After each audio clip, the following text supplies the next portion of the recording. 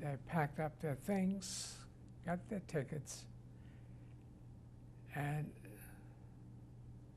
had their had their reservation on the boat, but changed it to a later date, which upset us enormously because we knew what was going on, that Hitler was about to march into Austria. And we begged them, please get out now, don't delay it. We couldn't tell them why, because all the mail was censored. But they insisted, no, we are going to take a trip around Germany and Switzerland, Holland, to say goodbye to our friends and family.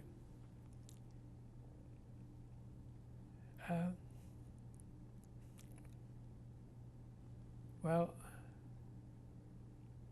it so happened, it was wonderful that they did it. They never saw their relatives again. Most of them, all of them, about 30 of my family disappeared in Dachau, Theresienstadt, Auschwitz. And they got out just before the Kristallnacht in 1938. Of course, once they got here, they realized why we were so anxious, why we were so upset.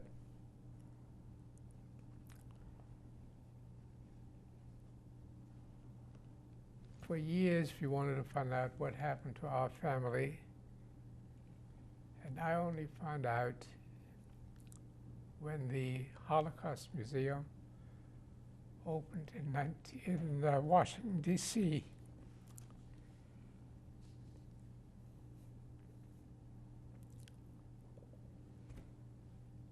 It still upsets me. They asked me where my relatives had lived. I said in Germany. He said, it's no problem. And within 15 minutes, I had all the files and names of my relatives, where they were born, where they had lived, when they were put on a transport,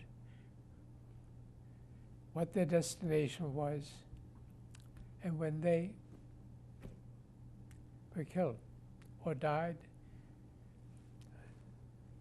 Two of my uncles and aunts died of natural death in Theresienstadt. But there were 27 or 30 of my immediate family, including my cousins my age, who never made it out.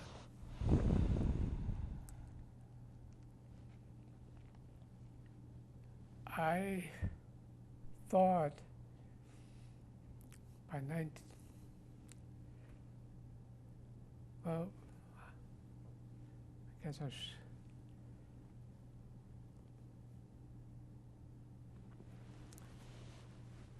sorry.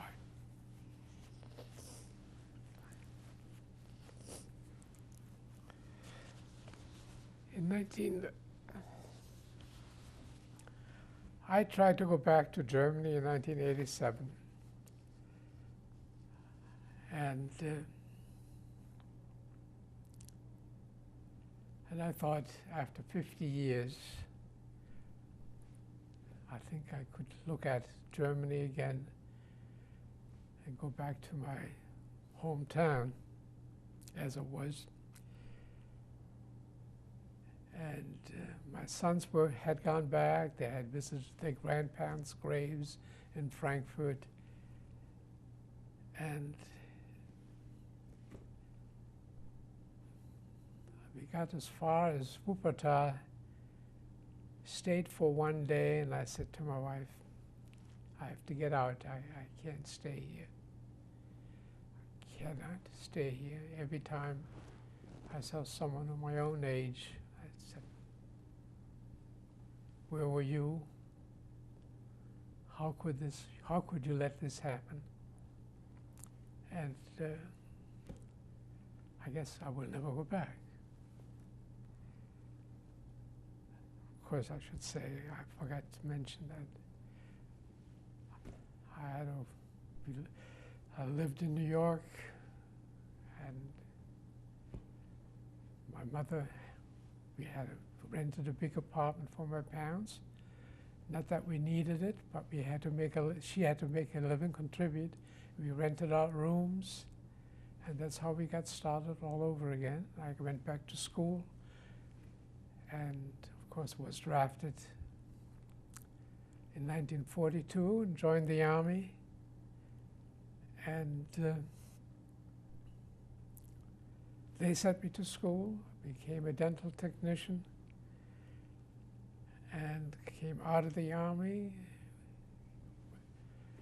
took advantage of the GI Bill, and studied some more and opened up my own laboratory, got married and had 2 sons, and lived happily ever after.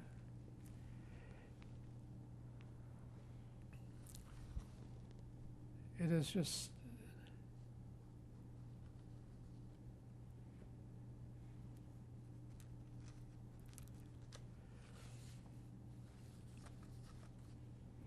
and then, of course, I sold my business later on and started teaching at Boston University at the dental school, and then retired, and here I am.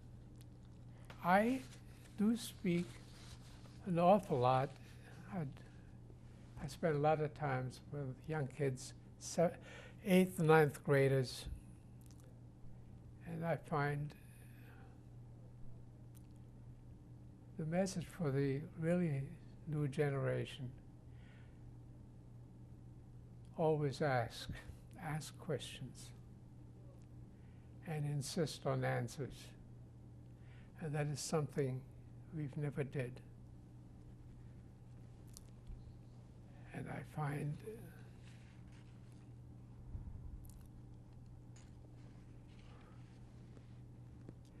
fight your own bias, your own prejudice. We are all born with a bias, with a prejudice, whether you are aware of it or not. You will meet someone, see someone, and for some obscure reason or other, you don't like this person. Ask yourself the question, why?